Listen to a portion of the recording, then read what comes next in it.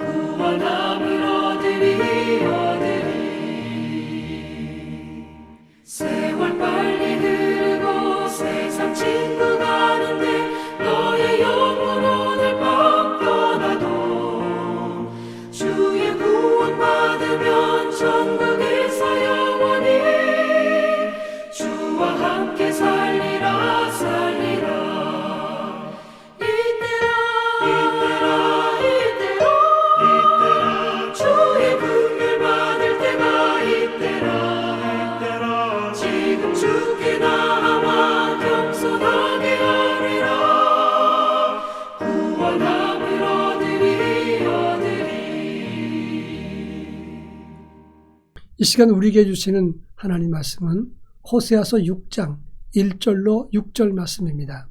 구약성경 호세아 6장 1절로 6절 말씀을 한 절씩 교독합니다. 제가 전체를 읽겠습니다. 오라 우리가 여호와께로 돌아가자.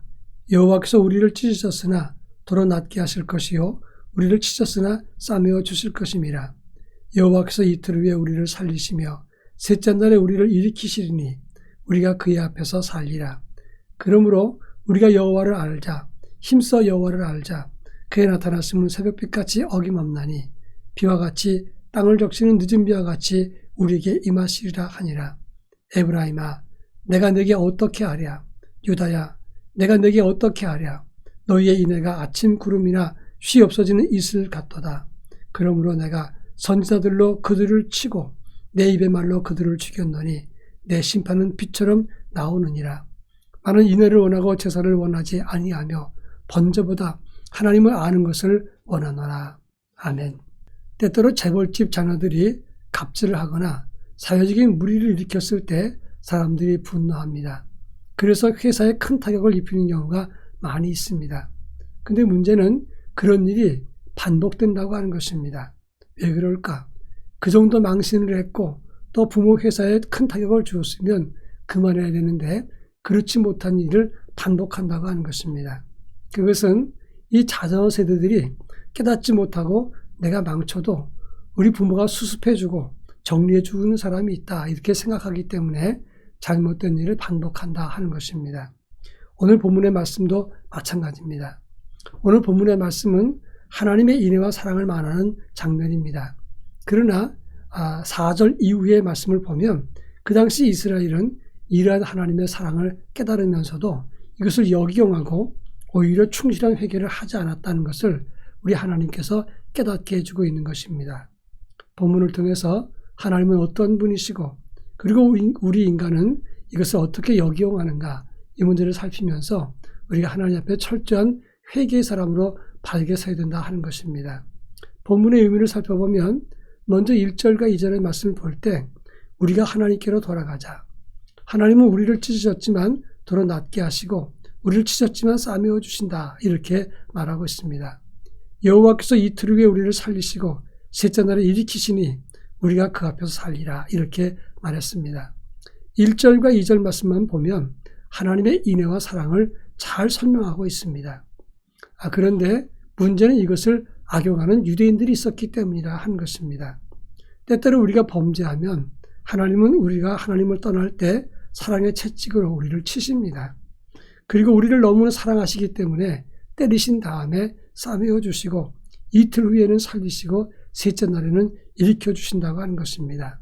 하나님의 사랑은 항상 이랬습니다. 여러분, 자녀를 키울 때 아이들이 크게 몹시 잘못하면 야단을 칩니다. 그리고 벌을 내릴 때가 있는데 그 아이가 벌을 받고 우는 걸 보면 불쌍한 마음이 들어서 용서해 줍니다. 그래서 다시 안아줍니다. 이것이 부모의 마음입니다. 그런데 하나님 마음도 같은 것입니다.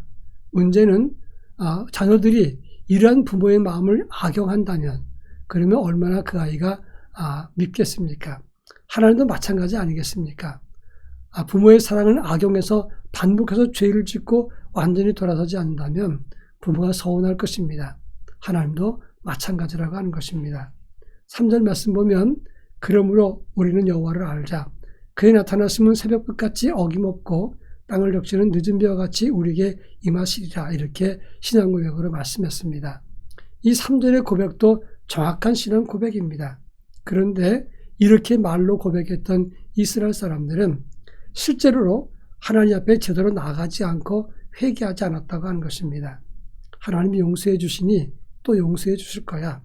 이렇게 안일하게 생각을 하고 철저한 회개나 돌이킴을 갖지 않았다고 하는 것입니다.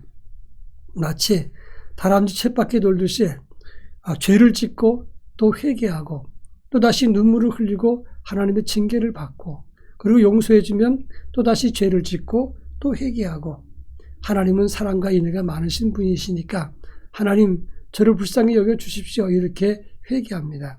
그리고 한 말이 나는 하나님의 자녀니까 선택된 백성이니까 그리고 하나님을 섬기는 제사하는 백성이니까 하나님 나를 버리지 않으실 거야 이렇게 생각을 합니다. 그동안 들은 말씀도 하나님의 선택은 한 번 선택은 영원하다 이런 말씀을 들었기 때문에 우리 하나님의 용서와 사랑을 믿고 어리석게 너무나 하나님의 인애와 사랑을 악용할 때가 많다고 하는 것입니다. 그래서 4절부터 6절 말씀을 보면 4절에서 에브라임아 내가 너에게 어떻게 하랴 5절에 내 입의 말로 그들을 죽였노니 내 심판은 빛처럼 나오느니라 6절에서 하나님의 소원은 제사나 번제보다 하나님을 진정 아는 것을 원하신다고 말했다고 하는 것입니다. 그 당시 이스라엘은 하나님께 돌아가자 하나님은 치셨지만 싸매어 주시고 고치시는 분이다 이렇게 고백을 하면서도 여전히 충성스럽게 충실한 고백과 회개를 하지 않고 돌이키지도 않았다고 하는 것입니다. 하나님이 수없이 선지자들을 보내서 너희는 내게로 돌아오라 이야기했습니다. 근데 그들은 돌아오지 않고 오히려 하나님 말씀을 듣기 싫다고 해서 그들을 죽였습니다. 그러자 하나님은 내가 너희에게 어떻게 하랴 내 심판이 빛처럼 나오느니라 이렇게 말씀했던 것입니다. 이것의 반복이 이스라엘의 역사였습니다. 결국 하나님은 이스라엘을 망하게 하셨던 것입니다. 여러분, 언제까지 이 일을 반복하겠느냐? 너희가 죄를 돌이켰으면 끝까지 바른 믿음으로 서야지. 언제까지 계속해서 죄짓고 회개하고 죄짓고 회개하고 이 일을 반복하겠느냐? 우리가 회개할 것은 백성들의 불안정한 그리고 불성실한 회개, 이것을 완전히 돌이키는 것이다. 이렇게 지적을 하고 있다고 하는 것입니다. 지난 1년 동안 우리는 이스라엘 사람들처럼 얼마나 이 일을 반복했습니까? 진정 회개할 것은 많이 있지만 어설픈 회개, 그리고 다시 또 죄를 짓고 또 회개하고 이것을 반복하는 이것을 바르게 잡고 회개해야 된다 하는 것입니다.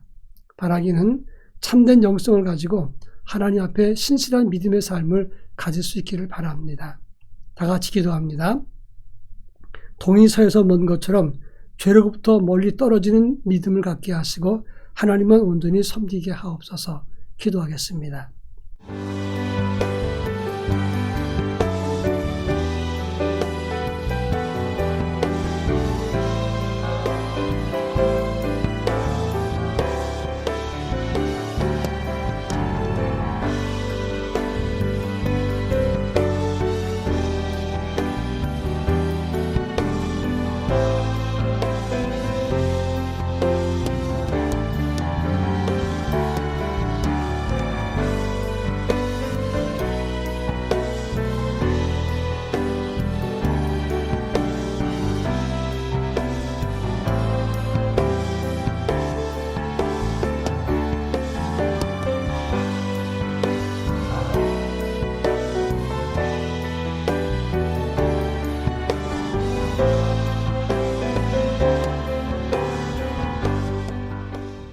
사랑 많으신 하나님 아버지, 저희들은 항상 죄짓고 회개하고 죄짓고 회개하기를 반복했습니다.